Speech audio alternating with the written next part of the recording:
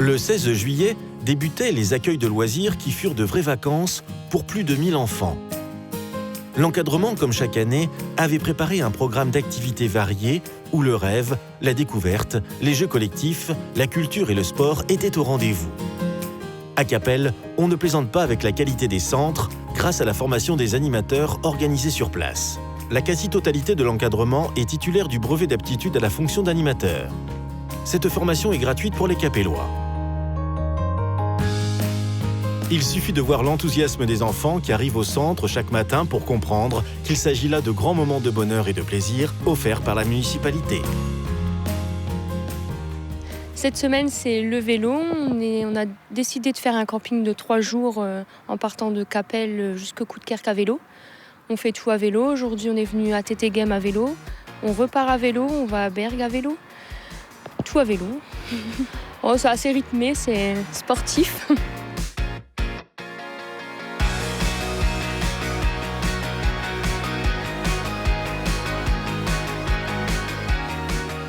L'idée de l'activité, c'est de les rassembler, qu'ils fassent connaissance entre les enfants.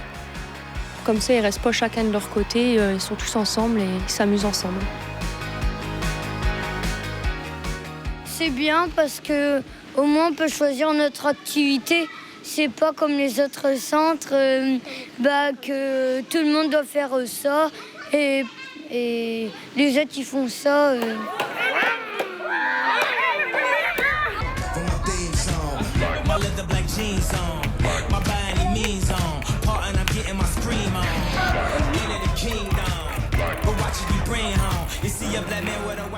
Cette année, donc au Prado, on a décidé de mettre en place donc un projet art de rue qui est bien souvent associé au rap et au graphe. Donc nous, on a voulu, on va dire, montrer d'autres facettes de cet art. Ensuite, comme chaque année, donc les Prados participent à de nombreuses activités, de nombreuses sorties, notamment les campings sur toute la région, donc de Givelle d'ici, donc pas très loin de Capelle, à l'autre bout de la région, donc au Cibonnier, à Borainville, à Biache.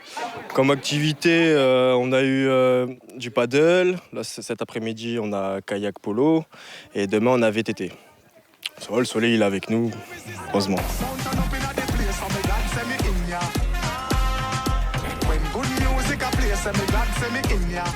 Ça fait du bien, c'est chaud, on va dans l'eau. Ouais, c'est cool. Ouais, ça va. Pour eux, en plus, c'est gratuit, donc il y a pas mal d'activités. Alors que c'est gratuit, c'est déjà bien. Puis, niveau animateur, c'est pas mal, donc dans l'ensemble, tout est bon.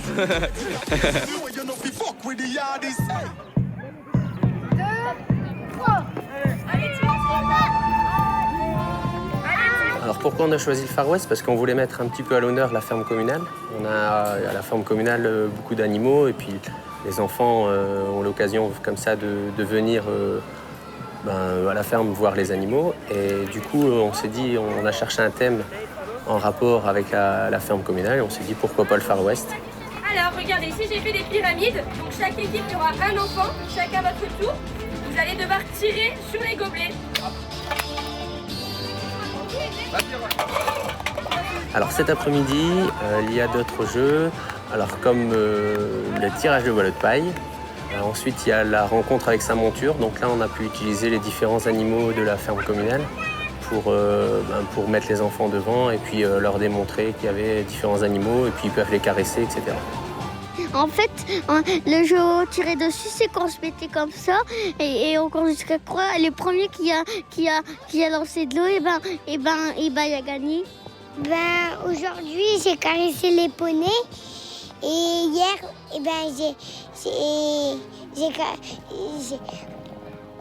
j'ai fait un tour de poney. Je pense que c'est très bien, les enfants ils sont très contents. De par ma fille, moi, elle était très contente, donc c'est le principal, quoi. Très bien, c'est excellent, les enfants s'éclatent. Dommage pour le temps, mais c'est vraiment superbe.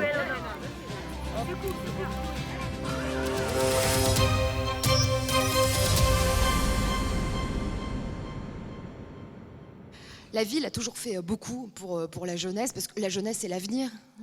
Les centres de loisirs sont gratuits. Cette gratuité permet une égalité. Cette égalité, déjà, elle enlève une chose, c'est la différence. Le BAFA coûte extrêmement cher pour des gens qui n'ont pas les moyens. Et c'est une suite logique de la jeunesse qui a pu profiter de ces vacances, de pouvoir à son tour encadrer cette jeunesse et l'emmener toujours plus haut, plus loin dans les ambitions. Et la gratuité permet justement de gommer cette inégalité et de mettre leurs idées, leurs actions au niveau social vers l'avant. Ouais. Et puis une nouveauté, j'en parlais, il y avait un petit peu de suspense, une nouveauté pour 2014 avec un accueil élargi en termes de temps. Oui, alors on a décidé, on a regardé, parce que on sait que le problème pour les centres de loisirs, quand c'est gratuit, c'est l'argent. On a bien analysé avec la municipalité, monsieur le maire, qui est 100% partant dans cette démarche pour mettre pendant les petites vacances, les centres de loisirs gratuitement durant les petites vacances. Elles seront toutes Ça va changer beaucoup de choses au niveau de l'organisation. Ça demande aussi un investissement encore plus large de la part de la municipalité, des élus, des acteurs. C'est un gros effort.